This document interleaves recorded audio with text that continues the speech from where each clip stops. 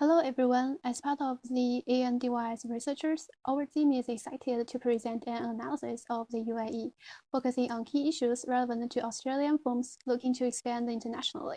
Let's dive into the insights that will shape their strategic decisions. Our research is divided into 5 parts. The first part is about globalization, which will be discussed by me. And the second part is the UAE's economic development, introduced by Xiaofan Zun. Next is the UAE's cultural exploration, introduced by Xuan Feng. Then Yu Jiaqian will talk about industry specialization.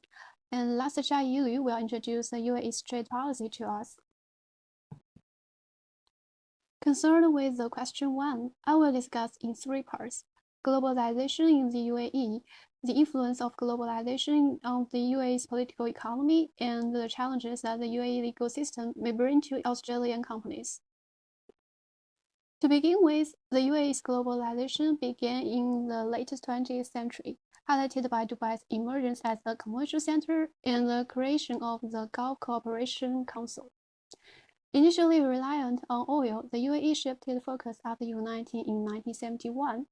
Dubai's free trade zone in the 1980s drove globalization, making it a trade and tourism center by the 1990s. Today, the UAE's prioritized diversification in technology, energy, and the digital economy, ensuring its place as a critical player in the global arena. The second part of the question 1 is how has globalization influenced the UAE's political economy? I will explain from 3 dimensions. The first one is political systems.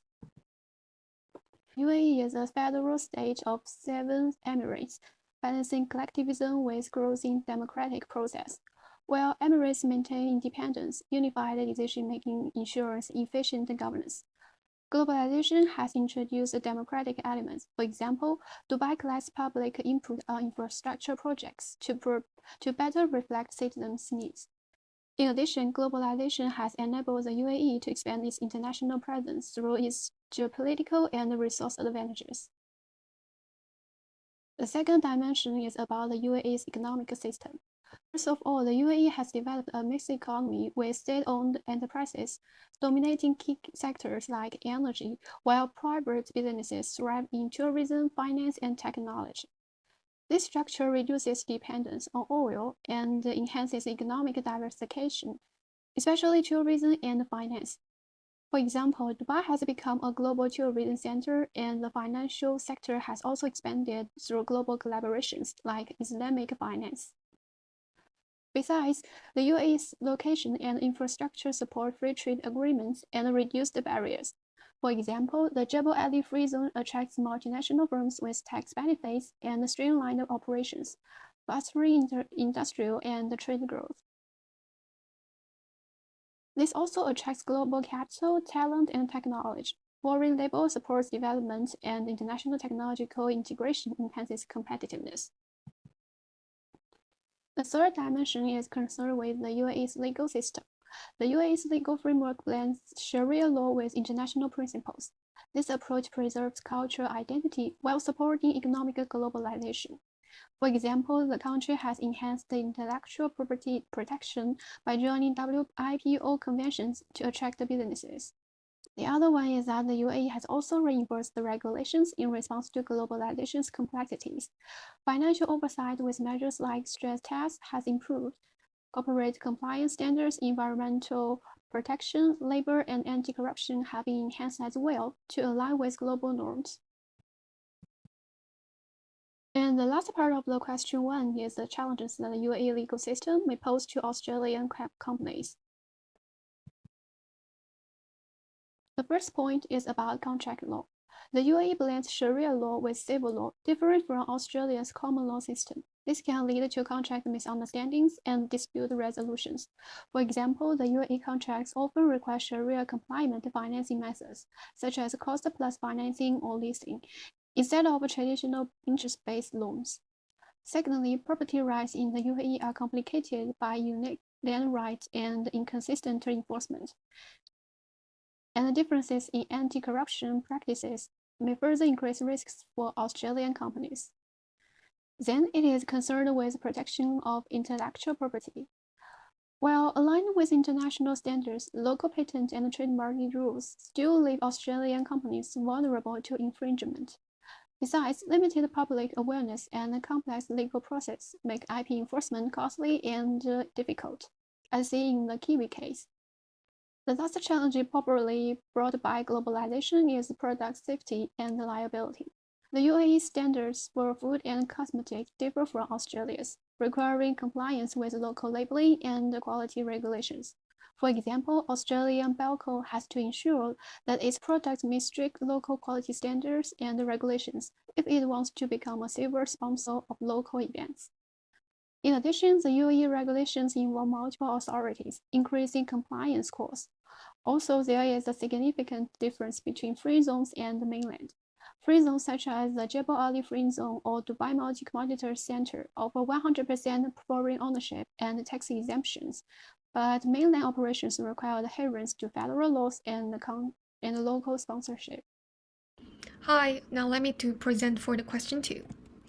So there will be 3 components of question 2. So first, it will be the economic development of the UAE, and second is human development of UAE, and third, after analyzing these 2 factors, I will talk about which one is the greatest importance to an Australian firm. Okay. So first, let's talk about gross domestic product. And from this figure, we can see that from the 1970s to the 2020s, the UAE's GDP has shown an overall upward trend. And this figure shows the growth rate of GDP in United Arab Emirates, and we can see that the UAE economic growth rate have been stable in recent years, especially on the back of the recovery in energy prices and post-pandemic recovery. And we can see that the growth rate of GDP of UAE for last year is 3.4. The second is growth in national income per capita, and we can see the GDP per capita is 53k and the GNI per capita is 53,290, which two is pretty similar amount, and the annual growth rate was 8.4% in 2023, which is pretty high. So we can see that the UAE's GNI ranks among high-income countries in the world and is close to the per capita income level of developed economies. And in the Middle East, the UAE has a significantly higher GNI per capita than many of its neighbors. As for innovation and entrepreneurship part, from this table, we can see that the UAE ranks at the top of the Middle East and the North Africa region, which is the top 3, and it is one of the innovation leaders in our region. And for innovation policies, there are National Strategy for Innovation, UAE Centennial to 2071, and Dubai Innovation Strategy. And there are also technology like the focus in artificial intelligence development and renewable energy technologies and smart city building. And there are also trade policies like Foreign Direct Investment Law 2018 and UAE Free Zone policies. So here comes to the second part, the human development. From this, we can see this is the life expectancy years in UAE, and this is the comparing figure with the other countries. We can see that the life expectancy in the UAE has continued to rise since 1970, and from less than 60 years to 79.2 years, and it is ranked 13th in Asia, outperforming India and Pakistan, but below countries such as Japan and Singapore. While the education attainment, the proportion government's expenditure on education in UAE is like 14.8%, which is the 2021 data, and this reflects the UAE government's high priority on education. And I also provide this to, I don't know why. Oh yeah. So there is Germany figure and United States figure. We can see that the Germany's government expenditure is like 19%, and the United States is 12.7%. So we can see that the UAE's government expenditure on education is even higher than the level of education spending in many high-income countries, indicating that education is one of the priority areas of public policy in the UAE. Okay, so here is the purchasing power parity, and from this figure we can tell that the UAE is actually leading economic power in the Middle East region. As for Oman, we can see that Oman PPP adjusted GNI of only 191.7 $7 billion, which is lower than that of the UAE, reflecting the UAE's advantages in terms of economic size and structure. And the high PPP not only reflects the size of domestic economy, but also reflects its attractiveness, and the higher per capita purchasing power shows an important aspect to attract foreign workers and business. So here comes to the last part. Which one is the most important, like the greatest importance to an Australian firm? So we think that the economic development is the most important. Firstly, the UAE has more than 40 free trade zones that allow 100% foreign ownership and exemption corporate income tax and import and export duties, and for policy support to attract their foreign direct investment, which can allow foreign companies to hold 100% equity in certain sectors, and the UAE exempts most industries from corporate and personal income tax, and the UAE maintain good trade relations with many countries, including Australia, further lowering trade barriers. And for high per capita income and consumption power, the UAE's per capita GNI stands at 53K, demonstrating high spending power, which can be benefit to Australian firms. While oil remains the backbone of the economy, the UAE's policy of diversification in tourism, finance, real estate, and high technology has provided opportunities for Australian business to enter non-oil assets. And for economic stability, the UAE has a high level of economic resilience, with the impact of oil price volatility partially offset by its strong non-oil economy. For Australian businesses, economic development indicators have direct business significance, particularly in the following areas. So first is potential of the consumer market. High income levels and open market structures provide a broad market for consumer goods, luxury goods, and services. And the UAE's geographical location in the free trade zone policy make it a central node in the global supply chain, facility logistics, and export-oriented enterprises. And the UAE's policy of economic diversification is particularly suitable for Australian businesses to participate in areas such as technology innovation and renewable energy and agricultural technology. Hello everyone, I'm Xuan Feng. I will introduce to you the cultural differences between the UAE and Australia. In this part, I will address these three questions. The UAE's business culture emphasizes authority and high power distance, with decisions concentrated among senior leaders. As a collectivist society, group goals and relationships are prioritized, often guided by top leaders. The government plays a central role in the economy, allocating resources and planning infrastructure projects. Businesses typically align with government frameworks, prioritizing relationships over individual interests. In contrast, Australia values low power distance and individualism, fostering flat organizational structures and democratic decision-making. Personal achievement and competition drive innovation, where a decentralized approach allows employees to actively participate in decisions. Open discussions encourage the free exchanges of ideas and even challenges to leadership, creating a more innovative and collaborative business environment. The UAE's high uncertainty avoidance favors cautions, short-term strategies such as government-driven real estate and infrastructure projects, ensuring rapid economic growth. This reflects a reluctance to embrace high-risk innovations. In contrast, Australia's low uncertainty avoidance supports long-term sustainable development in green energy and technology. Policies like tax incentive, financial support, and R&D subsidies encourage investments with delayed but significant benefits. Unlike the UAE's focus on quick returns, Australia prioritizes enduring social and economic progress. Ronin and Schenker divide countries into multiple cultural clusters, and countries within these clusters show high similarity in values, behavioral patterns, and business practices. The UAE, part of the Middle Eastern cultural cluster, emphasizes high authority, religiosity, and strong social ties. In business, power is often derived from family or social status, with decisions made by senior managers. Personal relationship and trust are central, and informal communication prevails over writing arguments.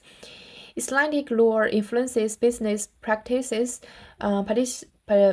particularly in finance, where interest-based transactions are prohibited. Australia, from the Anglo-cultural cluster, values individualism, low authority, and rule-based systems. Leadership is earned through personal ability, and decision-making is open and democratic.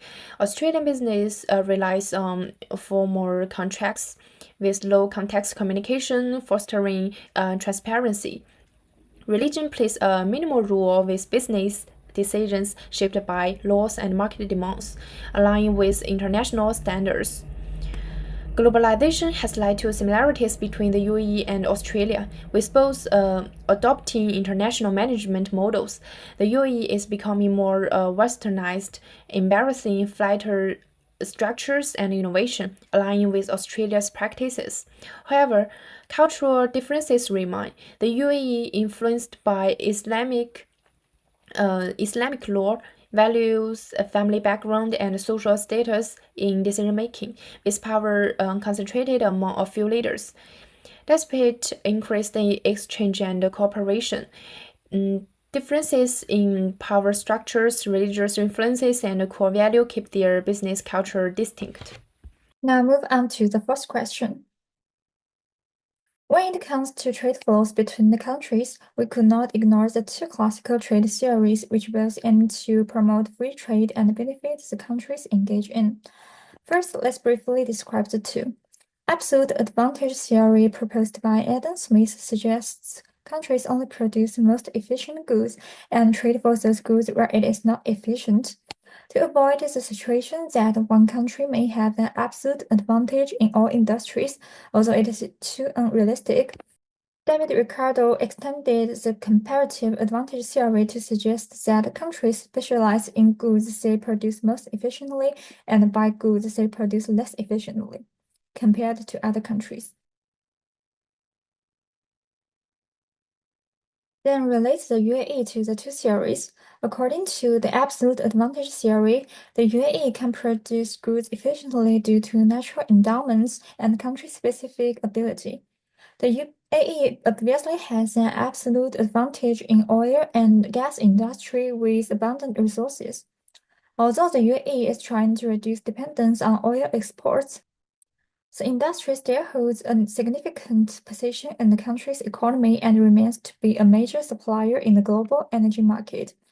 However, except this economic pillar, it seems that the UAE doesn't have overwhelming power in other industries in international competition. As mentioned before, the UAE is committed to promoting economic diversification. Therefore, comparative advantage theory is the optimal choice for those in developing industries, helping the UAE achieve sustainable development of economy in international trade.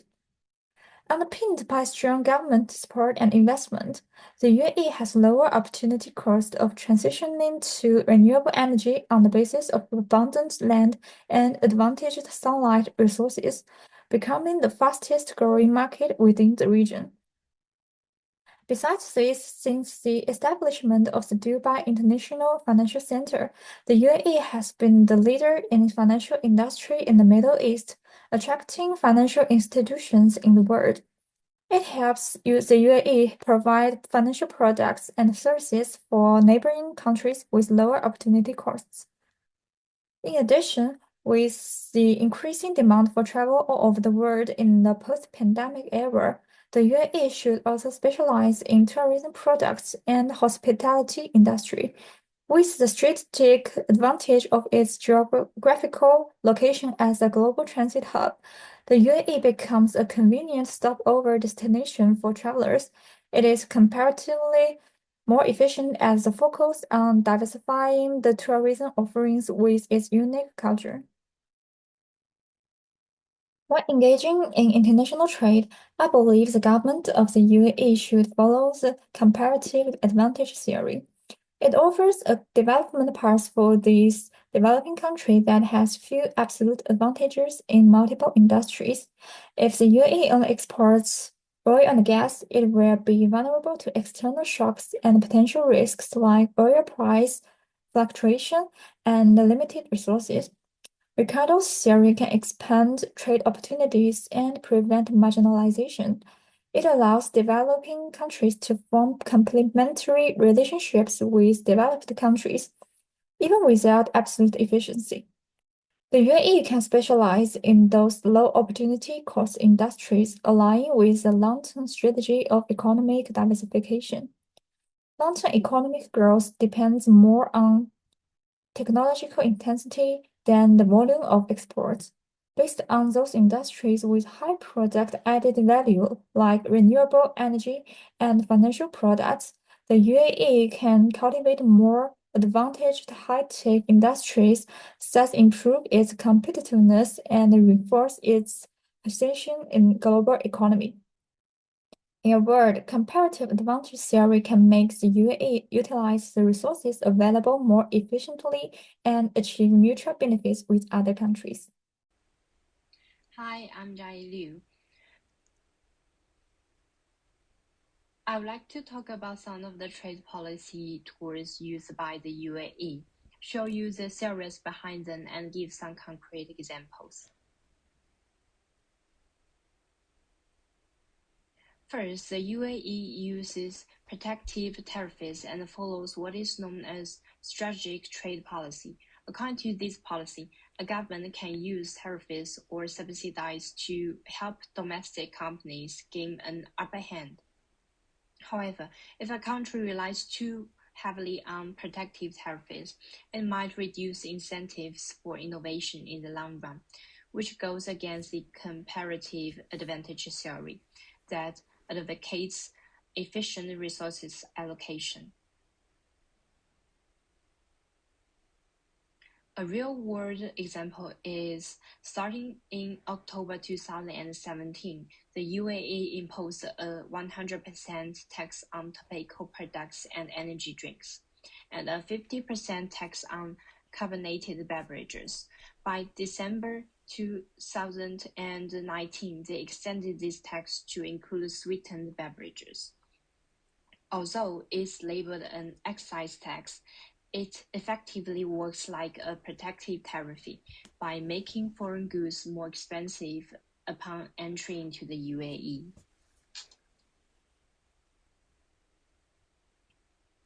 Secondly, the UAE places great importance on reducing tariff barriers, especially through free trade zones and free trade agreements.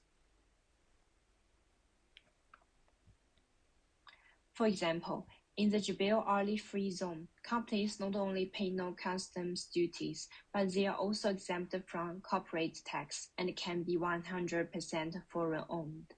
This aligns with new trade theory, which highlights economics of scale and industry clustering. By manufacturing or assembling goods here, then re-exporting globally, multinational firms can dramatically cut costs. On top of that, the UAE, through the Gulf Cooperation Council, aka GCC, negotiates FTAs with other countries, expanding market access even more and strengthening its role as a key hub in global supply chains. Finally, let's talk about the UAE's trade relationship with Australia. For Australia, the UAE's free trade policies make agricultural products like beef, dairy, and grains more competitive in the region. Meanwhile, the UAE can extend its strengths in finance, aviation, and logistics to the Australian market. This kind of complementary advantage fits well with comparative advantage sharing. If both sides could reach a high-level FTA, they would leverage their respective strengths for mutual benefits. Although talks between Australia and the GCC previously stalled, at the January 2021 GCC Leaders Summit, the GCC once again expressed interest in treating Australia as a priority market for a free trade agreement. Below are the references our group relied on during our research.